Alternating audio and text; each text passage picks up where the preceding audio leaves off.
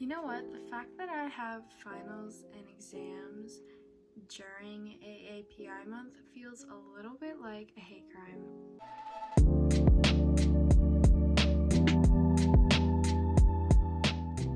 Hey y'all, what's up? I'm Serena and welcome back to my book nook. First off, I hit 500 subscribers. What the Thank you to everyone who subscribed. Oh my god. Thank you so much. Happy AAPI month. For those of you that don't know, AAPI month is Asian American Pacific Islander month. It's like a month where we celebrate Asian American Pacific Islander culture, and I thought it'd be really great to recommend some books for this month. Books that either center around Asian American characters and stories or are written by Asian American authors. Before I begin my recs, I just want to apologize because I realized before I was about to film my video that I didn't have any Pacific Islander or Middle Eastern books. I don't know why it didn't occur to me to buy some Middle Eastern and Pacific Islander books before filming this video, but by the time I realized it was like a little bit too late, and I tried looking through my bookshelf and I realized unfortunately I don't really have any books that was solely focused on Middle Eastern or Pacific Islander culture, so I wasn't really sort of able to include those types of books. But if you guys have any recommendations, I would really love to know, or if they're by authors that are Pacific Islanders or Middle Eastern, like please send me your recommendations. So yeah, that's a little disclaimer I want to make before I get into the recs. And before I start, I just wanted to make an honorable mention for a book. So I guess my first book rec kind of thing, but not really, is The Last Story of Nina Lee by Nancy Julian Kim. I unfortunately don't have the book with me right now, which is why I'm not going to include it in my book recs, because I lent it to my sister. I would highly recommend you guys check that book out. So without further ado, let's get into the actual book recommendations now. The first book we have is Crying in H Mart by Michelle Zauner. So this book is actually one of my all-time favorite books. I think it's third in my list. It's either third or second, I'm not sure yet, but it's just, I have an extreme severe emotional attachment to this book where I will literally not let anybody else read it. It's really embarrassing because I'll talk with my friends about how much I love this book and they're like, oh my god, I want to check it out. I'm like, no, you're not allowed to read it. It is my book. It is my book. I have an attachment to it. We are one. The book and I are one. You cannot read it. And it's just, this book is so incredible. It literally broke my heart into a million pieces, stomped on it, and then threw it down the garbage disposal, and I still can't stop talking about it. I cried so much while reading this. I literally got dehydrated from crying.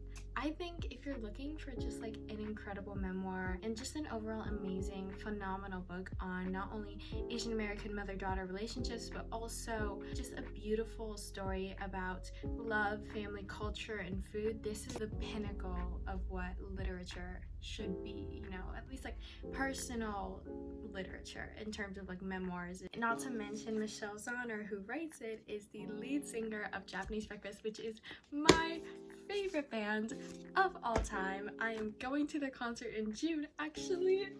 When she announced she was going to be in my area doing a concert, I immediately bought tickets and I was like, I'm going in the pit. I don't care how much the tickets are, I need to see her right in front in the pit. I listened to the songs while reading this book. Don't do that. It'll just make you cry 10 times more. But it's an incredible experience, and I would give anything to read this book again for the first time. But I am holding off on reading it just because I don't want to ruin my mental state again. But I love it so much. So if any of y'all check out any books on this list at all, please check out this one. It is my number one recommendation, which is kind of weird because I was just talking about how I don't want anyone to read this book. I mean, you can read it, just know that this is my book. So while you're reading it, think, this is Sabrina's book, this is Sabrina's. So moving on to the next book, Pachinko by Min-Jin Lee. This is honestly one of the most technically flawless books I've ever read. The writing is incredible, the plot is incredible, the characters and the relationships are phenomenally fleshed out. They're so real, and the book is really emotional. There are a lot of depressing parts as well. I think it's really just a book you have to read in your lifetime. I understand it's not the most fun experience, but it's like you have to read this. When you think of like what a book should be like in terms of literature or whatever, you have to read it. So this is a book following a couple generations of this family in Korea, specifically when Korea was being like colonized by Japan and just going through like a bunch of terrible shit. This book is really just, it's depressing, it's emotional, but it's all encompassing. Like you go into the story and it's like, I would say this book, however, is definitely very slow paced, so if you're not into that, I don't know how you're gonna feel about this book, but the slow pacing is very important because I think it's essential to the sort of history of the characters and the history of Korea and everything they've been to. Amazing book. I highly recommend everybody check it out. Although I will say, if you're planning on reading it, block out some time because this is a lot. Okay, so the next book I want to recommend is American Baitia by Anuradha D. Rajikar. So this book was actually a recommendation from a friend because I was sort of seeking to expand my bookshelves to include more South Asian representation. And so I heard about this book, and it's sort of like a contemporary book with a lot of different things, but most importantly it talks about culture and love, specifically like interracial relationships, which I think is a very messy and complicated topic that not a lot of contemporary romance books really focus on, so I really love that aspect of the book.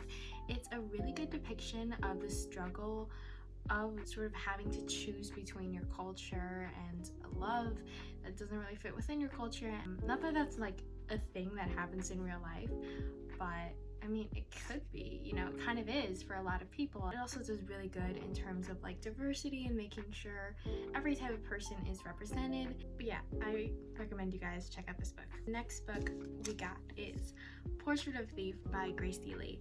I just recently did a book review for this, so if you want to see all of my thoughts, I have a video for that, and it's the video before this. I think this book is very good for those that like a mix of like poetic stories that have a little bit of a twist. Like this book has a heist in it. It's also for any of you guys that like art history and hate Western colonialism, and I think it's a very, very, very accurate description of like this Asian American diaspora experience, specifically Chinese American, which I am. I think all the characters represent like different facets of the immigrant kid experience. For example, I, as sort of like younger Chinese sibling, I feel like I've never really seen that representation before, because I feel like there's like a certain type of struggle we face, or not struggle, but like mindset we have to have, and it's really, really great to see that represented. The thing that surprised me most while reading this book was like how easy it is to have representation, like how natural it feels. I was reading this book and I was like, oh my god, this is so relatable. I love all of this. How come I've never had this before? You know, how come I didn't have this growing up when I was younger? Like I'm young still, but like I would have appreciated it when I was like in middle school and struggling with like my racial identity. And to see that represented in books now, it's sort of like a bittersweet experience, you know? It's like, I wish I had that when I was younger, but I have it now, and there are kids out there who have it now also. Okay, so moving on to the next book, we have Not Here to Be Liked by Michelle Quash. So this is another book for those of y'all that like contemporary romances, especially those that are like set in high school. As a high schooler, I love reading about high school romances because even though they are practically unattainable and unrealistic for me, I love reading about them. Like, they're so cute, they're cheesy, and they bring a lot of joy to me. It has like Asian American representation in it, and it's also sort of like academic rivals to lovers for those of y'all that are into that. And I think it also provokes you to think about feminism and sort of explore these different sides of what feminism is as like a whole form of activism, I guess. I don't really know if I'm phrasing this right. Again, I have a book review for this if y'all want to see like my full thoughts on it. It's just generally like a very nice, lighthearted, solid rom-com with actually like good pacing, and I think the two main characters had like pretty good banter. Mini spoiler, but they went on a boba date. Boba date. No offense, but y'all don't see white people rom-com books doing that. They're always getting coffee.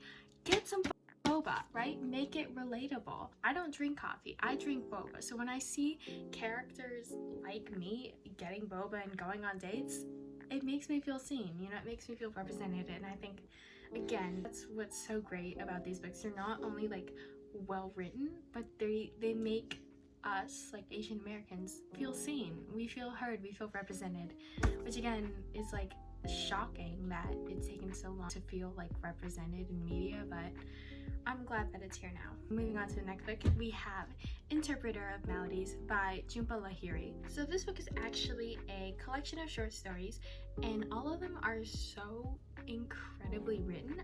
I read this book and it is genuinely so phenomenal. All the short stories are seemingly mundane, but the author manages to like take this like boring story and then carve out these emotions, these feelings, these characters and their in-depth relationships, and it's amazing what she can do with like just a couple pages. Like, because again, they're all short stories, but each of them have such incredible like layers of depth and emotion and just human character that oh god, it's incredible. She's amazing at writing. If you were to read like any book from this video, I would recommend 1, Crying in H Mart, and 2, this book, because it's like a collection of short stories. It's really short and easy to get through, and each of them just like hit you right in the gut. And I think it's also amazing how all of these short stories manage to include like South Asian culture and depict it in like this beautifully intimate, intricate, heartfelt way. Everybody, please check this book out. I love it so much, and I think it's probably going to end up as one of my favorite books that I've read this year. Moving on to the final books. These Violent Delights and Our Violent Ends by Chloe Gong. So I figured I kind of wanted to include like a fantasy-ish book in here. This book is sort of like historical fiction. It's not really fantasy-ish, but it gives like fantasy-ish vibes, I guess. However, I would recommend reading this book like as a duology. Like, I know it is a duology, so you're gonna read it as a duology, but what I mean is like you read it one right after the other. And when you think of the book, you can't think of it as like These Violent Delights and Our Violent Ends. You have to think of it as like one book, you know, like these two are not two, they're one. They're together. I think the world building in this book is really just like amazingly detailed and written, and it has this sort of vibe that draws you in. It's set in 1920s China, so there's already that sort of like, ooh, you know what I mean? I don't think you'll know what I mean. I think it was a very good mesh of culture and historical fiction while also being inclusive for its time. To all you authors out there claiming it's not historically accurate, who cares? If it's fiction, make it happen. Anyways, so I would definitely recommend y'all check this out, and it is like sort of a popular duology, so hopefully y'all have heard good things about it. So yeah, that's pretty much all I want to say. Those are all the books I wanted to recommend. I will have links for all of them in the description below, and I also do have like several book reviews for a lot of these books, so if y'all want to check that out, I'll probably link them in the description below. And also, I just want to say again, I might not upload that many videos because it is finals exams month-ish, so I'm gonna be kind of busy. Okay, that's all I have to say. Thank you so much for watching. If you liked it, give it a thumbs up. If you don't, if you really hated it, give it a thumbs down, but you know, don't do that. Subscribe, you know, if you want to. No pressure, but subscribe. Thank you again so much for watching, and I'll see you all next time. Bye.